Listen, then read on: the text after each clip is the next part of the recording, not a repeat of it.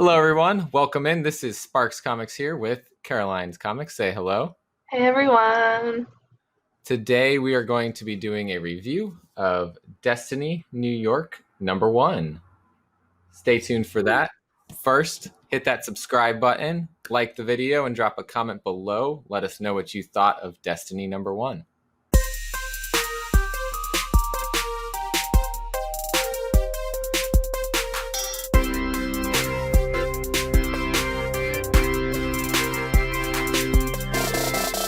Welcome back, everybody. Let's start talking about Destiny #1. This is from Black Mask Studios, written by Pat Shand with art by Manuel Preitano, and the cover art for cover A by Alyssa Romboli. So what is this about? Well, I'm going to give you guys a brief description of what it's about. This is from previews. We have Logan McBride, who grew up in a boarding school for children with magical prophecies, but she fulfilled her destiny so young that she's now having a midlife crisis despite being in her 20s. When she falls for the estranged daughter of a mystical crime family, Logan's new love plus puts the entire school in jeopardy. A grounded story about the magic of young adulthood, star-crossed modern romance, delayed coming of age, and finding your place in a world too busy to notice you. So this takes place in a magical version of New York City. And we start off the story with Logan at a younger age. And we see her kind of start that process of where she fulfills her destiny in only the 7th grade. And what was her destiny? So her destiny is she's going to go into the unseen and remove untouched death. So that could be anything. So many questions. So many questions about that.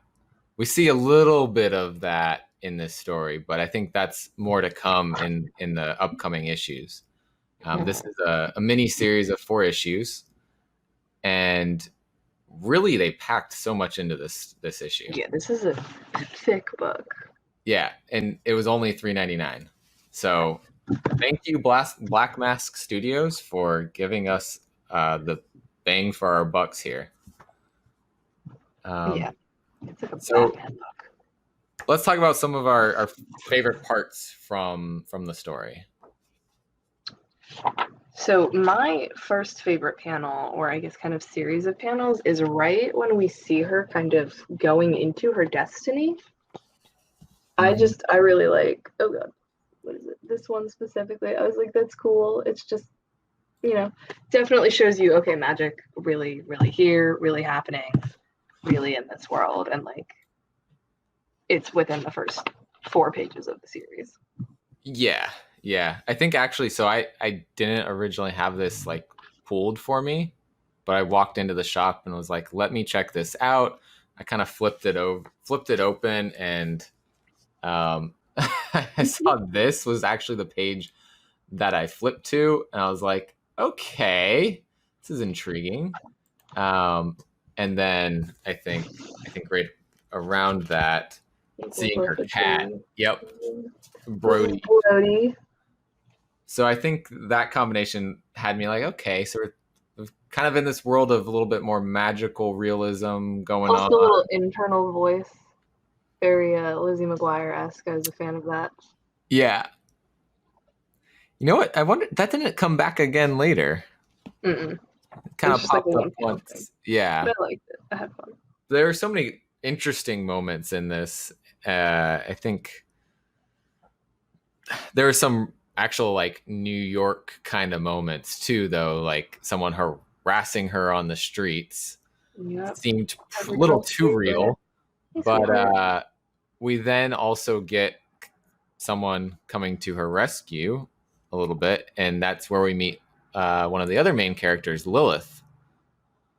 And that name doesn't have any connotation.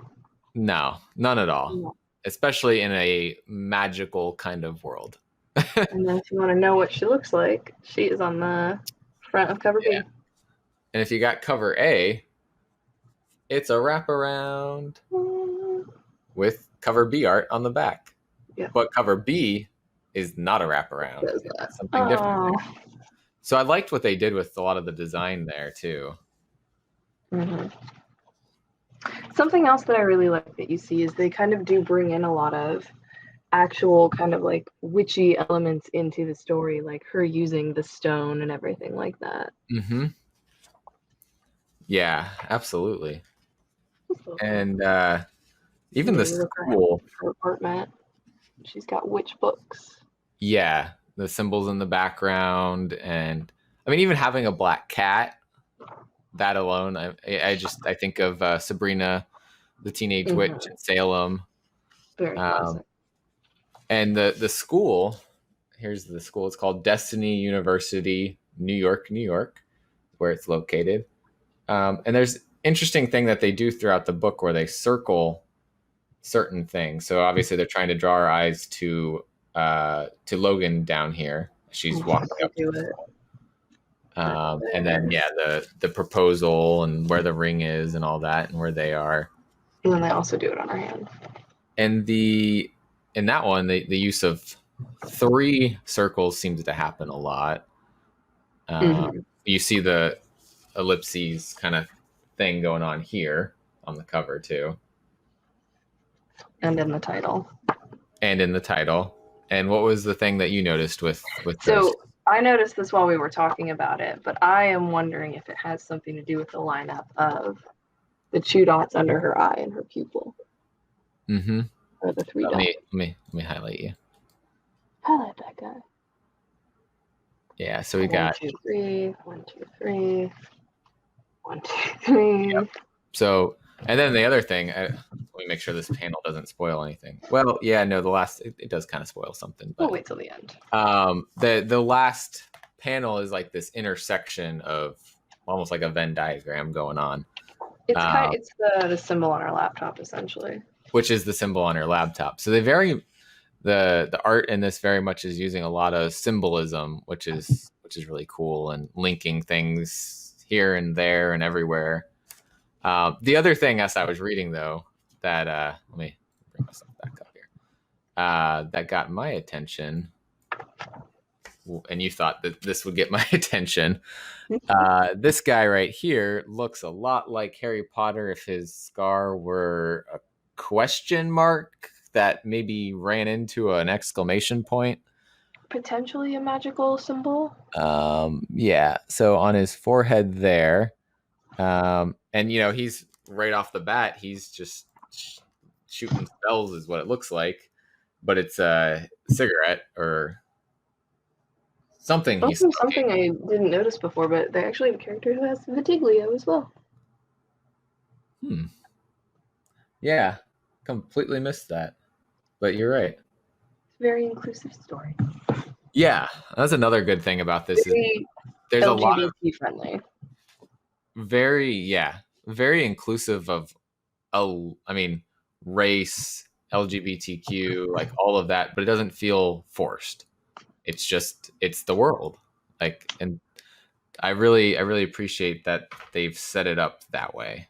Mm-hmm. Um, so other things that kind of caught my attention in this, where was it? I think we talked about this, the seer. Yeah, So so we also meet our next main character as well, Gia. yes. Figure out how to point. So Gia is with her seer. So all of the students of Destiny University have been given a prophecy of Mm-hmm. their destiny, and there are some people who are seers that tell them their destiny and maybe help them figure out what the destiny means. And he is one of them. And we were talking about his eyes, the design there, which really Yeah, they're just does blacked out work eyes. back with, like, if you think back to like the mythical kind of seers, they always were like blind or the cloth over their eyes or things like that. And so I think that his design there with his eyes is very much on par with Mm-hmm. that, even though he can see, or at least it seems like he can. He's Yeah. around fine. Unless he's having a vision, then he trips and he falls. Yeah. But in his vision, we get to see what he's seeing a little bit. Reflected back. So lots going on in the story. In one issue, we get backstory of Lilith and Bailey, her ex. We get a little bit of backstory between Logan and I should say Bailey is Logan's ex, not Lilith's ex. Oh, I meant to say Logan and Bailey. Sorry. That's Logan and Bailey. Yeah, so we get a little bit of backstory of them, like when they were growing up, going to school together, and then they were together for a little while, and they say that that was 7 years before present time. We find out at the very beginning that Bailey has been proposed to by somebody else now, and not with Logan, and that's going to come back later in the story. Like I said, there's so many things going on. And I mean, Logan and Gia have hooked up, which just like to point out that this is the best. Yeah, the music, the way they have decided to not have to copyright. Party song, yeah, cool lyrics, etc., etc. Bump, bump, bump. Yeah. One of my favorites. That's a cool way to get around, trying to use somebody's music and have to get those permissions. We even get backstory of the seer when he was young and going to the library and trying to read. We find out he wanted to read My Babysitter Sitting Adventure, but his mom wanted him to read Hair Raisers, a scary book. But she does go back and gets him the book he wanted. It's interesting seeing, I guess that probably goes back that like they're very much trying to bring in real life topics like gender norms and that kind of thing. I think that's their way of addressing it there. You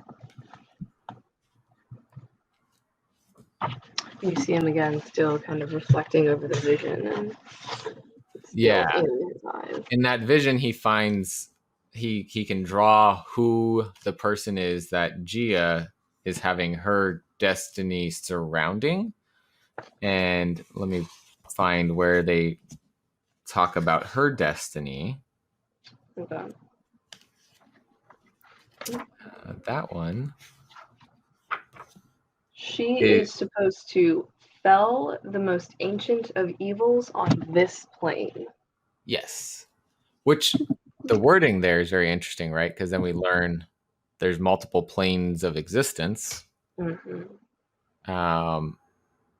Funny enough that then they take the play on words there and are like, I thought I was supposed to kill a Dark Lord on an airplane.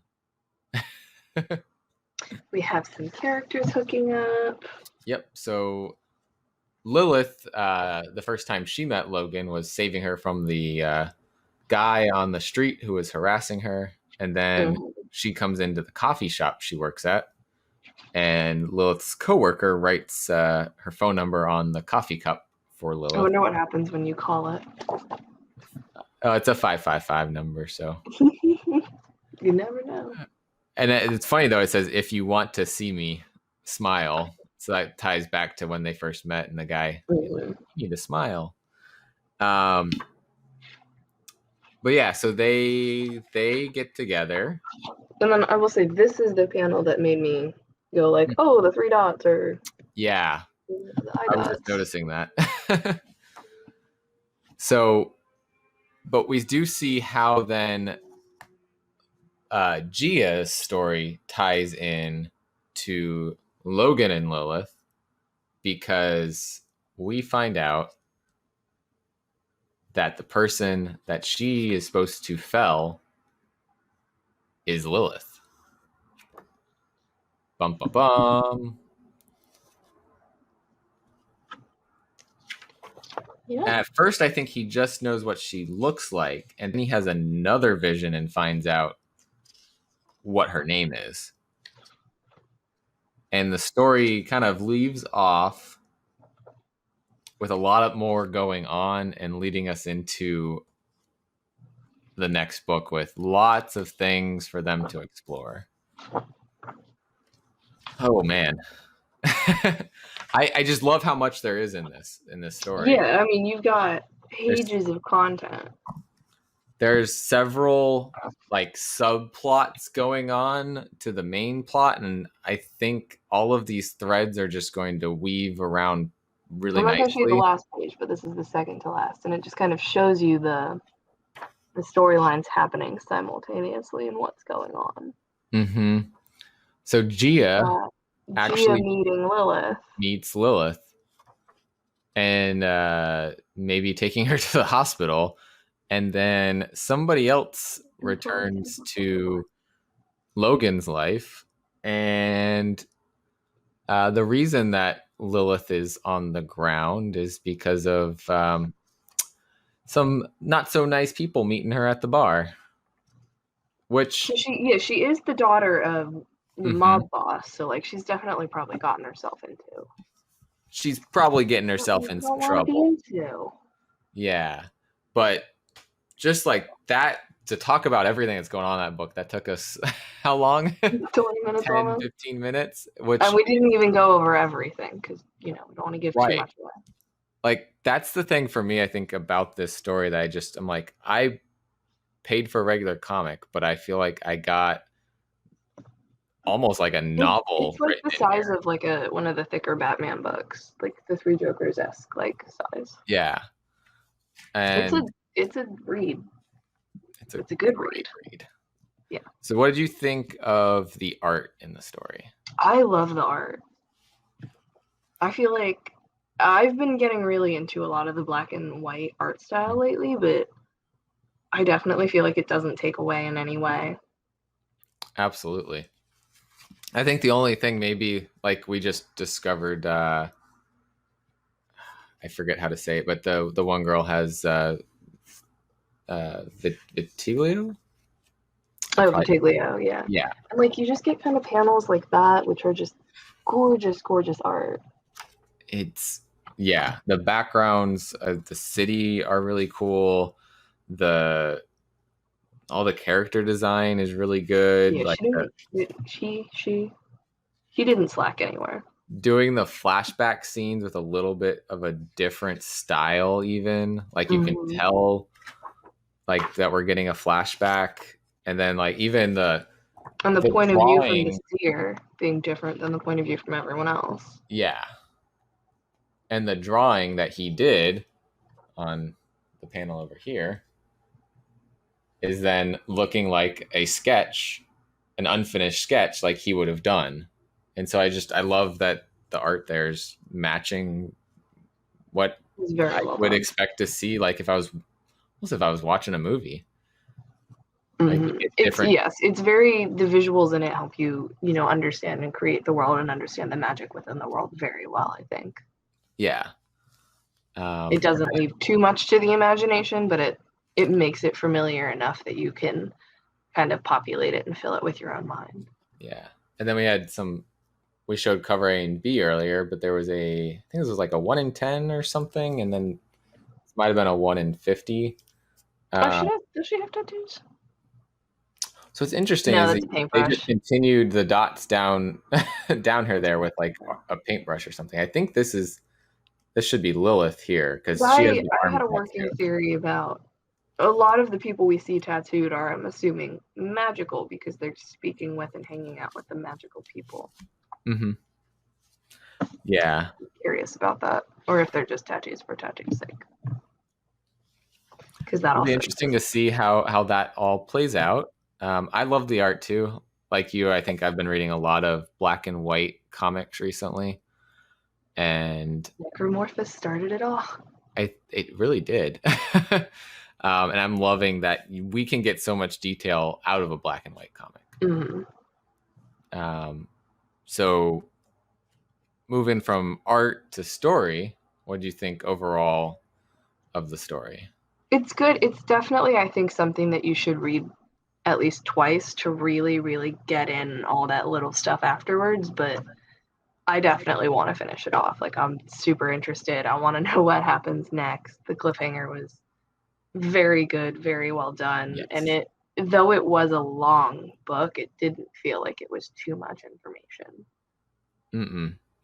I agree. I really liked reading it. I think there's so much that they could do with this in the next three issues, especially if they're just as long as this one. Mm-hmm. Um, and they do a good job. Even in like, if you look at half the book, we get a lot of story. So even if they had a shorter issue, I think we would get a lot from it. And so definitely really, really enjoy the writing and can't wait to see what happens next. Yeah. I mean, I'm in. I'm hooked. Yeah. Out of 10, what would you say for overall? I would say like a 7 or an 8, probably. Okay.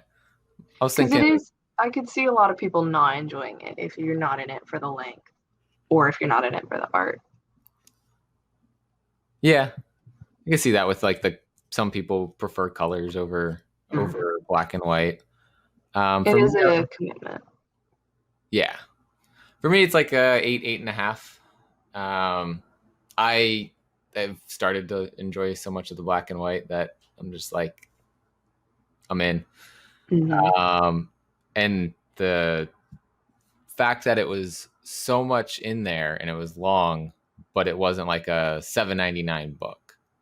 Yeah, that was nice. So I think for And me, it's from a smaller studio. yeah, yeah, Black Mask. There's the biggest thing that they're known for, I think, would be Black, or I believe they also did Four Kids Walk Into a Bank. They did, yes. So because of that, I think that's cool that we got more coming from them now. Another world to explore. Mm-hmm. And who knows, maybe after the first four issues that they have planned, we'll see a volume two or something in this Yeah, world. That would other be, people. seems like they're doing that with some of the books, exploring that world more. Yeah, you've got black, then we got white coming. Mm-hmm.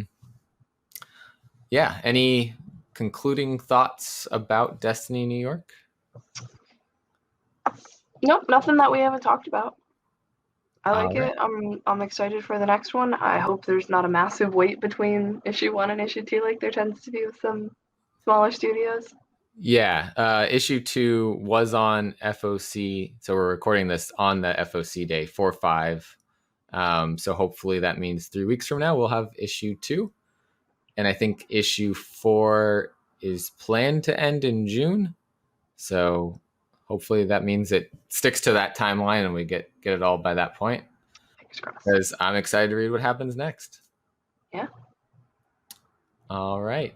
Well, thank you everybody for watching this review of Destiny New York #1. As always, collect what you love. And we'll see you Thanks, guys everyone. tonight for the interview with Ross Ritchie at 7 p.m. Eastern Time.